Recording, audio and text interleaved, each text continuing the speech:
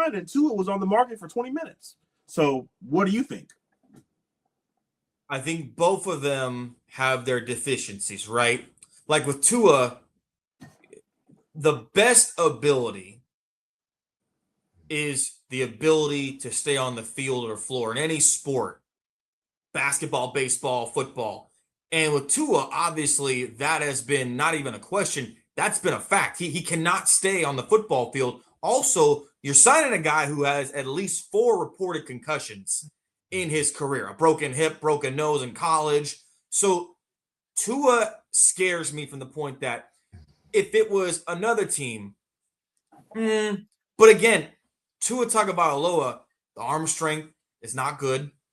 He cannot see over the offensive line, and that's not a joke. That's like he literally cannot see, which hinders his ability to find guys over the middle, hit the deep ball. And for me, if I'm the Atlanta, I don't know what the Atlanta Falcons are doing. Because my thought is if you were going to find a backup quarterback, because the whole thing revolves around this concept that allegedly they are committed to Michael Penix. But at the same time, it's like, okay, if you needed a quality backup, why would you not go out and get Kirk Cousins, a guy who has been in the system, who can give you at least quality 4 to 5 games? Because if there's one thing Kirk Cousins is going to do, he's going to give you 4 to 5 decent games where you can put your defense in a position to go win the football game. But this is the Atlanta Falcons we were talking about, so it does not surprise me. But I don't know why they would take a flyer on Tua. Now to Kyler. I am not a Kyler fan. I have never been a Kyler fan. And the reason I have not been a fan of Kyler is because I have always felt like from afar, early on in his career, it's kind of like the Allen Iverson complex, right? When AI was at his peak, Allen Iverson was known notoriously for, we talk about practice. I don't need to practice like that. It's God-given ability. And it worked until the ability left. And then it was just, it went. Kyler, I look at from afar, and I think ACL tear a couple of years back, has never been a guy that can read progressions, studies defenses, is more interested seemingly in the COD. And so for me, if I'm an NFL team, the NFL is tapped in. Like, word gets around fast. These teams go to Indianapolis for the combine, and they're not talking about politics or what food you're going to eat afterwards. They're talking about football. And so there's a reason that Kyler Murray is not sought after. Not a great teammate by a lot of sources. All about himself. And just seemingly the things you want in a quarterback. Size, I'm sorry, he don't got it. Ability to read the defenses, he don't want it. Ability to focus on the game, take my ego, set it aside for the better of the team, I haven't seen it. So I would be hesitant to take a flyer on Kyler because the athleticism has dwindled. He cannot read the field. He doesn't want to put the time in. And the underrated thing about Sam is people look at Sam Darnold from afar and say, well, Sam got with the right coach and the right offensive coordinator, and he had a running game, and he had JSN peaking at the right time, and he had AJ so-and-so. That's true. But Sam Darnold has also put the work in. He studied, Shaun, under Kyle Shanahan. He got better. He was able to look at it from afar. I don't know if you can get that from Kyler, not only at this stage in his career, but ever. And so the ability for Kyler to be a backup and process things, I just don't think that's in his DNA. You'll get that from Tua. That's for sure, because Tua is as mild-mannered and as humble as they come. Obviously, the physical traits and the resume speaks for itself. He's been banged up, but I can trust Tua to hold a clipboard and be a backup because at least I know he's humble enough to do so. I don't know if Kyler's ego has the ability to take a step back, and maybe that's why you don't see anybody clamoring for Kyler Murray, the defense rest. Damn, that was good. I don't even know if we should have went to you last. I don't even know what to say. So, all right, Shaun, I'm going to swing it to you next. Fact or cap, Tua is better than Kyler Murray. Yeah, that was amazing. When I saw this topic, I felt very strongly one way, and Keith is very quickly convincing me another way. But to answer your question, I think that this is cap. we talked about this in our Stats Over Politics fantasy football group chat, and you and I agreed on this right away, Kevin. Like, I'm taking Kyler over Tua all day, every day. Partially, it has to do with the fact that Tua is one concussion away from not only being out of the NFL, but like his quality of life is questionable. And so that is the biggest reason why I will take. Keith just presented so many good arguments. And I mean, everything that Keith just laid out right now, like it really has me questioning my opinion. But given the fact that Tua could take one bad hit and he is done from the NFL, and like I said, his quality of life may not be the same after that. That concerns me. That scares me. When Tua took that hit on Thursday Night Football and he's like trying to just move his fingers, and like that was a rattling image. When it comes to overall ability, Tua to me just has not been very consistent throughout the NFL. And I know Kyler's had a rough last couple years, especially this past season when Jacoby Brissett took over for him and Kyler never got the job back. Like, that's clearly a red flag. Arizona is starting a new regime, and so they just want to move on from Kyler. But when you look at all the quarterbacks that are available, like everyone was talking about Malik Willis being the belle of the ball, and now he's a Miami Dolphin following some of the Packers brass that just went down there. But I'm taking Kyler over Malik Willis personally, and so I just don't trust Tua anymore. Like, if you ask, it's crazy just when we see guys come out of college and their potential is just through the roof. I mean, Kyler was a Heisman Trophy winner. Tua won multiple national championships. He was great in his own right. But the way that things have gone in the NFL, I've at least seen flashes from Kyler. I've seen more flashes from Kyler than I have from Tua. And so to me, this is cap. I'm taking Kyler over Tua at least 9 times out of 10. But Keith really started to convince me there. And I just wanted to highlight one YouTube comment real quickly before I pass the mic. As Grey Wolf says, Kyler better head over to the MLB. Let's not forget, Kyler was a top 10 pick in the NFL draft and the MLB draft. He went number 1 overall to the Arizona Cardinals, but he went 9th overall to my Oakland Athletics. And that was when they were still the Oakland Athletics. They still hold on to his rights that if he ever tried to go play baseball, he would be a member of the Oakland/West Sacramento/Las Vegas Athletics. And so selfishly, as an A's fan who saw his team, I mean, when the pick happened, I was excited because I love Kyler Murray as an athlete. But as an A's fan who saw his team waste a top 10 pick in the first round, I would love to see Kyler go play baseball, because then that pick isn't such a waste. But when it comes to when it comes to Kyler Murray or Tua Tagovailoa as far as quarterbacks, I'm going to take Kyler. And also Curtis Knight says on YouTube, hawk Tua as he's dead.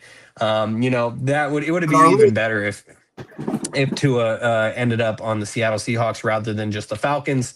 But I'll leave that there, Kevin. Actually, Kevin, let me ask you, since you're answering this question now. Factor cap, Tua Tagovailoa is better than Kyler Murray. This is cap. I mean, Keith, you laid it out there perfectly. I'm going to keep it short and sweet. At Kyler Murray's ceiling, he was an MVP candidate. Excuse me. We talk about Trey McBride in such remarks because of Kyler Murray. People say that Trey McBride is the best tight end in football because of the guy throwing him the football. When he's healthy, this Cardinals team was in the playoffs. This team is in the NFC West, which is arguably the hardest division in football. The Dolphins went out there and got him a head coach. They got him Tyreek Hill. They got him a defense. They got Devon Achane. They put a lot around Tua, and he still wasn't successful. I think we all believe, well, maybe not Keith, if the role were reversed, Kyler would have led that Dolphins team further than Tua. So I'm going to say Kyler Murray is the better quarterback, and I am baffled that he was not signed today, because we talk about coaches. We saw what Kevin O'Connell did with Sam Darnold. Imagine what he would do with Kyler Murray. Kyler Murray still can play. It's hard to play when you play the Niners twice, when you play the Seahawks twice, when you play the Rams twice. That's damn near 5 losses. You might get 1. And we talked about draft picks. I'm a big believer in Marvin Harrison. I think he's very, very good at football. They got Wilson this year, so they're slowly trying to figure this out. But Kyler Murray never got a chance. He's been through how many head coaches?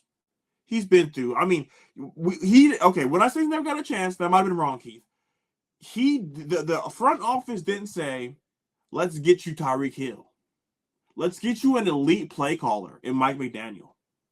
Kyler Murray has had a window of coaches, a window of GMs. He never really had the same shot as Tua.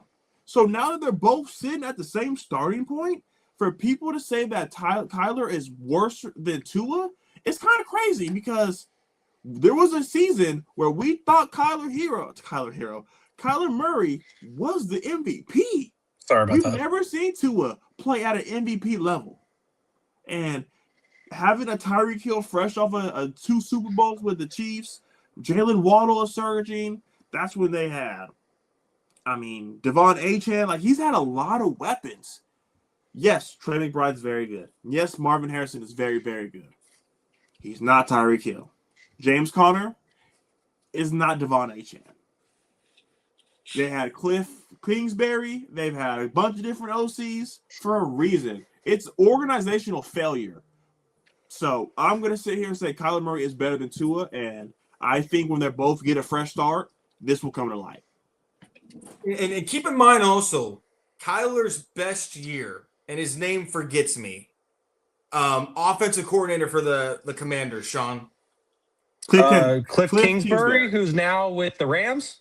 Yes. So Kyler's best year with Cliff Kingsbury. Everyone's talking about, oh, this is perfect. Kyler's with an offensive-minded coach. He's going to unlock him. Within a year and a half, Kyler had thrown him out of the building. So I get that Kyler's had help, but the more alarming thing to me is the fact that Kyler had an offensive mind in the building, and he didn't want no help. Oh, you see him on the sideline screaming, yelling. At the end of the day, Kyler has shown, based off the last 4 to 5 years, I want to do my own thing. It's my way. You can get away with that as a quarterback sometimes when you're performing. When you don't perform, we don't want to hear from you. You're irrelevant. You're irrelevant in that situation. So again, Kyler Murray, if I was him, I would swallow my pride. I'd take a second backup job, maybe even third string backup job, and I'd learn the position. You have no choice. You have no choice. He can go to Minnesota. What are you talking about? He can go to Cleveland. I don't think you can't name Minnesota. You can't name 31 quarterbacks better than Kyler Murray. I don't think Minnesota is going to take a flyer because if I'm Kevin O'Connell, I already have an undersized quarterback in J.J. McCarthy. This has not worked out. He's trash. Listen, the NFL has gone away. There was this revolution with Russell Wilson. I blame Russell Wilson for a lot of this because Russell Wilson convinced teams that a guy 6 foot and under could play the quarterback position. Now, in some case, like Drew Brees and Russell Wilson, that's just talent. That's just what it is. But at the end of the day, that's not everybody. And Kyler's had his moments. He's talented. But I think Kyler's gotten in his own way on too many occasions. You're coming off the ACL tear. You don't want to listen to anybody. No one's going to put up with that. And I think it's good for him maybe to just take a year, process everything, relearn the position. When your time comes, get in there, execute. But I am not shocked there's no market for Kyler. I really am not. I'm not surprised. Well, Keith, the point that I want to make about the Minnesota Vikings and O'Connell is the fact that the Indianapolis Colts, they put Anthony Richardson out on the market and they said he is available for trade. And a lot of people were bringing up the clip of Kevin O'Connell talking to Anthony Richardson after a game a couple years ago, just saying like, hey, man, keep your head in it. You got the talent. You're going to be great. And he obviously believes in him. But if I'm Kevin O'Connell, I would rather take a shot at Kyler Murray, who's proven he can play in the NFL, versus an Anthony Richardson who he's just gotten hurt and his cardio hasn't been there. And so he had to sub himself out of the game. Like, there is a opening in Minnesota. We have established JJ McCarthy is not that guy. You can even admit that, Keith, as a Michigan man. And so there's an opening in Minnesota, and I feel like Kyler is the perfect player to plug in there. The problem with Minnesota that you have, number one, is like obviously the elephant in the room. They had Daniel Jones and they had Sam Darnold in their quarterback room. They've got neither of those guys, albeit from their GM or whatever. But I think if I'm Minnesota, number one, if it's last case scenario, they'll probably take a flyer on Kyler.